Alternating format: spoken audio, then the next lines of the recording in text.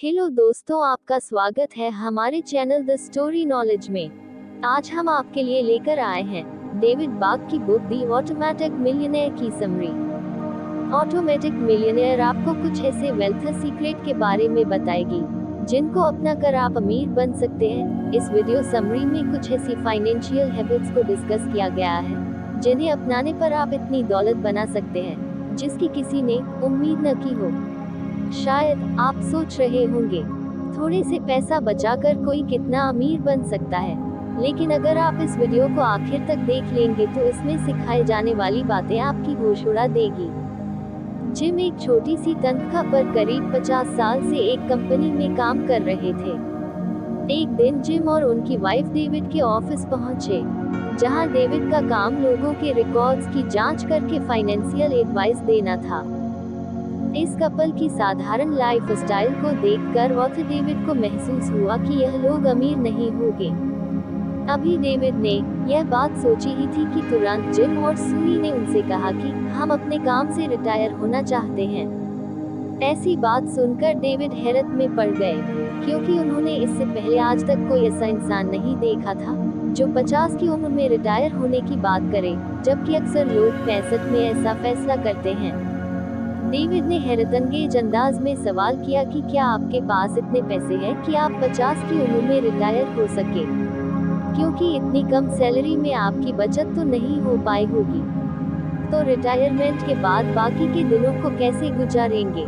क्या आपके पास इतने पैसे हैं कि आप अमीर रह सकते हैं? दोनों ने डेविड को अपनी कागजात दिखाए और कहा कि इसके जरिए पता लगा लीजिए कि हम कितने अमीर हैं। अब यहाँ से कहानी का टर्निंग पॉइंट आता है। डेविड ने जब उनकी डॉक्यूमेंट स्कैन किए तो दंग रह गए। जिम और सुई के पास एक बोट, 3 कार्स, 40 लाख की इन्वेस्टमेंट और 2 घर थे, और दोनों घरों की कीमत 7 करोड़ थी। और पाया गया कि इन दोनों पर कोई लोन बाकी नहीं था, बल्कि इनके बच्चे कॉलेज का खर्च खुद उठाते थे, और साथ में इनकी कई सारी पैसिव इनकम सोर्सेज थी। यह सब जानकर डेविड के दिमाग में तरह तरह के सवाल उठने लगे। अब तक वह समझ रहे थे कि अमीर बनने के लिए हमारी सैलरी 3 से 7 लाख के बीच होनी चाहिए, जिसके बाद कई सारी रिसर्च के साथ किताबें पढ़ने होंगी, और शायद आपको क्लासेस, कोर्सेस और शार्प डिसिप्लिन की जरूरत पड़ेगी। यहाँ तक कि मुझे लगा था कि करोड़पति बनने के लिए नौकरी छोड़नी पड़ती है, लेकिन जिम और सुई ने अमीर बनने का ऐसा सीक्रेट शेयर किया जो आपके सोच से बिल्कुल अलग है। उन्होंने कहा, अमीर बनने के कई सारे रास्ते होते हैं, उनमें से 2 रास्ते सबसे ज्यादा पॉपुलर है। लॉटरी और फैंटेसी गेम खेलो और एक दिन अमीर बन जाओ। दूसरा, अगर आपको जायदाद में दौलत मिली है तो आप अमीर हो सकते हैं, लेकिन जिम ने कहा कि हमारे केस में दोनों शामिल नहीं थे। हमारे हाथ जायदाद की दौलत तो नहीं लगी, लेकिन हमारे बुजुर्गों ने हमें जायदाद बनाने की फाइनेंशियल नॉलेज शेयर कर दी थी, और अमीर बनने के ऐसे सीक्रेट्स, साधारण और स्थिर तरीके बताए, जिनकी वजह से हम 52 की उम्र में रिटायर होने के लिए तैयार हैं। लेकिन अक्सर लोग इस बारे में सीखते नहीं हैं, जिसके कारण उनको बुढ़ापे में पैसे कमाने के लिए स्ट्रगल करना पड़ता है। आज आप इस किताब से 7 ऐसे नियम और तरीकों के बारे में सीखने वाले हैं, जिसकी मदद से कम सैलरी होने के बावजूद आप करोड़पति बन सकते हैं। इस किताब को डेविड एल बाक के द्वारा लिखा गया है, जो एक American financial author, television personality, motivational speaker, entrepreneur और फाइनेंस रिच के फाउंडर है, जो आज आपको फाइनेंशियली एजुकेट करेंगे। Rule number 1, the parents advice. एक दिन डेविड ने कॉलेज में एक महंगी कार आती हुई देखी। वो कार ठीक उनके सामने रुकी, जिसमें से एक लड़का बाहर निकला। वो लड़का महंगे कपड़ों, मोबाइल और गाड़ी से अमीर दिख रहा था, लेकिन जब उसकी फाइनेंशियल रिपोर्ट डेविड के हाथ लगी तो पता चला कि वो अंदर से कंगाल था। उसने सारी चीजें लोन पर ले रखी थी और बस शो ऑफ की जिंदगी काट रहा था। फिर डेविड ने जिम से पूछा, क्या आप बता सकते हैं कि आप ऐसी दुनिया में रहकर पैसे कैसे सेव करते थे?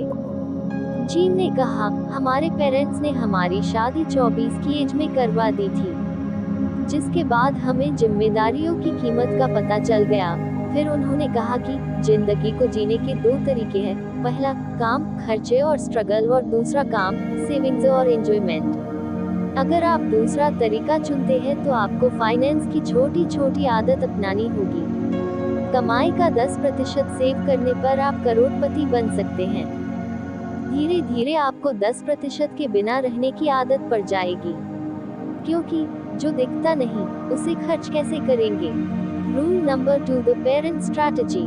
डेविड ने दोनों कपल से पूछा कि अपने 2 घर कैसे खरीदी और इतनी जल्दी लोन कैसे चुका दी। जिम ने जवाब में कहा कि हमारे पेरेंट्स ने हमें एक ट्रिक सिखाई थी। वो कहते थे कि अगर आपने लोन ले रखा है तो उसकी किस्त महीने में एक बार मत दीजिए, बल्कि उसे 2 हफ्तों में आधी आधी करके दे। अगर आपने ऐसा करना शुरू किया तो साल के अंत में आपको पता भी नहीं लगेगा कि कब आपने एक्स्ट्रा पेमेंट कर दी है।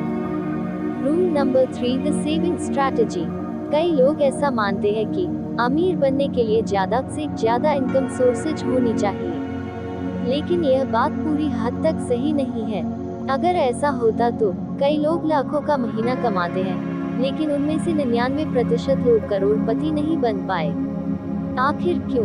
क्योंकि जितनी ज्यादा कमाई होती है उनके खर्चे भी उतने ज्यादा होने लगते हैं। तो फिर सवाल है कि करोड़पति बनने का सही रास्ता क्या है।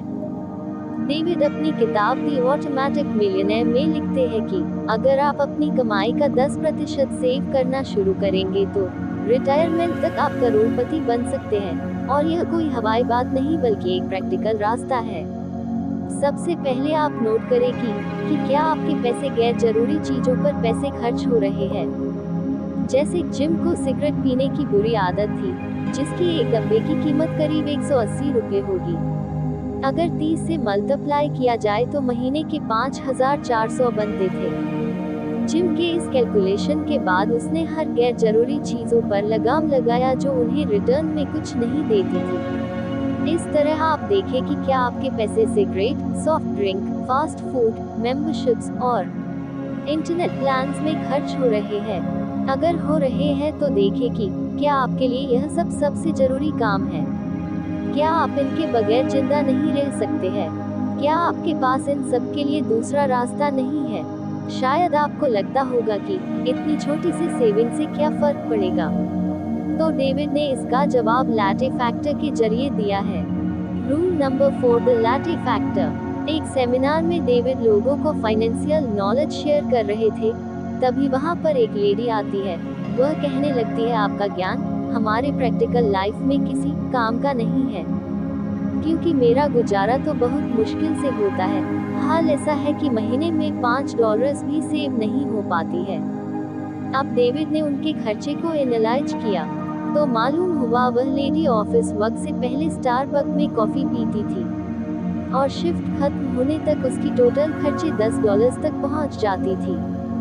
डेविड ने उस लेडी से पूछा, क्या आपको पता है कि अगर आप पूरे दिन के खर्चे का 50% सेव कर लें तो यह पैसे रिटायरमेंट तक कितने हो जाएंगे?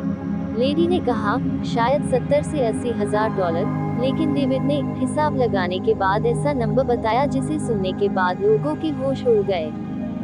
डेविड ने बोला, भी आप 23 साल की हैं। मान लीजिए कि अगर आप हर दिन $5 बचाती हैं, तो महीने के $150 होंगे और साल के $2000। अब ऐसा मान लीजिए कि आप इस रकम को सालाना 10% रिटर्न्स के साथ इन्वेस्ट करते हैं, तो यह रकम आपके रिटायरमेंट तक $1.2 मिलियन में बदल जाएंगे।